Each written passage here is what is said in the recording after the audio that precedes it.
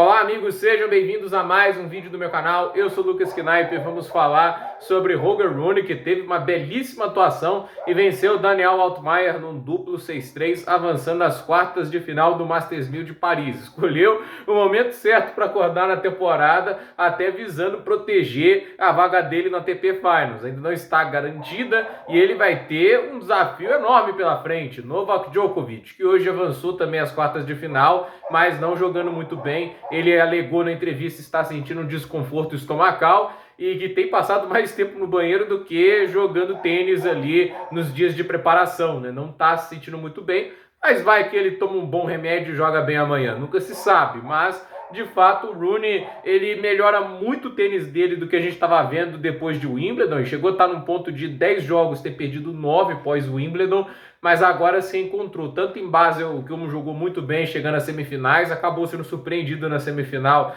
pelo Auger Aliassime, mas agora em Paris, nível de tênis dele excelente, atropelou o Dominic Thiem 6-4, 6-2, no nível de tênis maravilhoso que ele apresentou. E hoje, assim, a gente vê muito o Rune como um dos talentos mais legais de se ver no tênis, né? Porque é muita personalidade, muito, mas muito talento mesmo, né? Talento bruto o Holger Rune, né? A qualidade dele para volear, para fazer tudo também no fundo de quadra, backhand, forehand.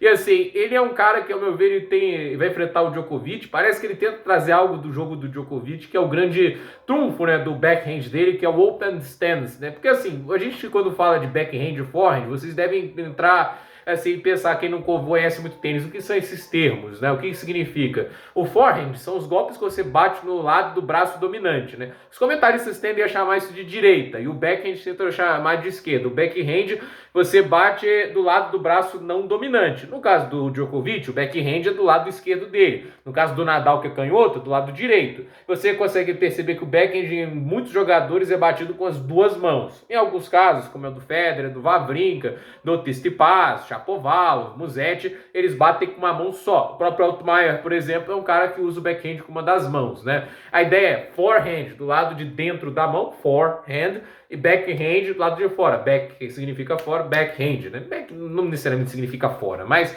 a questão é, o Rune, ele tenta fazer o open stance, que é quando você abre as pernas no máximo e tenta bater o backhand de frente para a bola, né? Porque muitas vezes você vê o backhand, os caras giram o tronco para bater e isso acaba atrasando o seu movimento de voltar para o meio da quadra, porque até você voltar o tronco para a posição normal e correr para o meio da quadra, demanda-se um tempo. Quando você faz o open stance, você não precisa girar o tronco e já sai para o meio. Isso o Djokovic usa como um trunfo, não só para bater o backhand mais equilibrado, né? Conseguir facilitar as mudanças de direção, como para antecipar o movimento dele para a próxima bola. Então, assim, é assim que o Djokovic planeja as trocas dele, né? E o Rune tenta fazer algo semelhante e até o momento ele consegue replicar muito bem isso. A gente vê tenistas como o Stricker também tentando replicar. Muita gente vê que se quem consegue executar isso tem uma vantagem nesse lado do jogo, que normalmente tende a ser o mais frágil, né? O backhand quase sempre tende a ser o golpe menos preciso e menos letal de um jogador. Há exceções, por exemplo, o Alexander Zverev tem um backhand melhor que o forehand, né?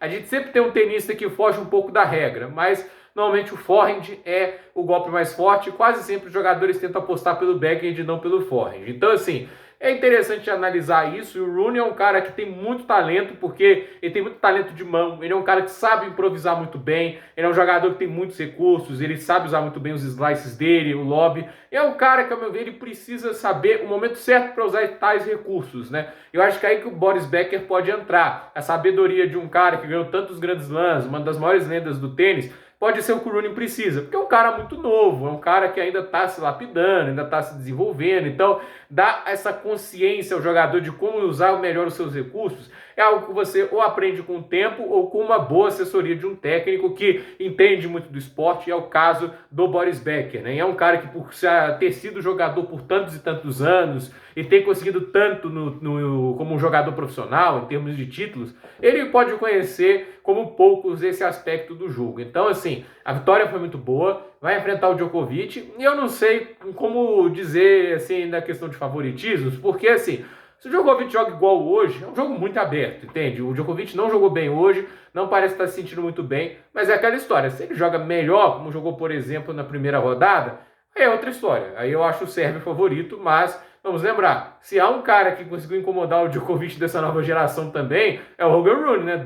3 jogos, 2 vitórias, né? Num Grand Slam, o Djokovic levou a melhor, mas em Paris ano passado, por exemplo, deu Rune. Esse dinamarquês é muito bom, é um cara que obviamente vai precisar de mais consistência e regularidade, mas é um dos mais talentosos que o tênis produz recentemente, e é um tenista com potencial enorme. Vamos ver aí o que o Rune vai fazer nas mãos do Becker, mas é um início de trabalho bem positivo e que já dá uma boa reviravolta para um fim de ano que se caminhava muito ruim para ele, podendo até perder a vaga no Finals. Essa possibilidade ainda existe, caso o Djokovic vença ele e o Hubert Hurkacz vá até a final, mas ir até a final não é tão fácil quanto parece. Vamos ver o que o polonês faz, mas a briga está entre esses dois e Karen Khachanov. Não vamos tirar o russo da disputa ainda, né? O Khachanov, coitado, né? Esse estaria na ATP Finals se não fosse a lesão pós Roland Garros, né? Então, gente, por esse vídeo é isso. Nos comentários, deixe seu like, se inscreva no canal, compartilhe esse vídeo e até o próximo vídeo.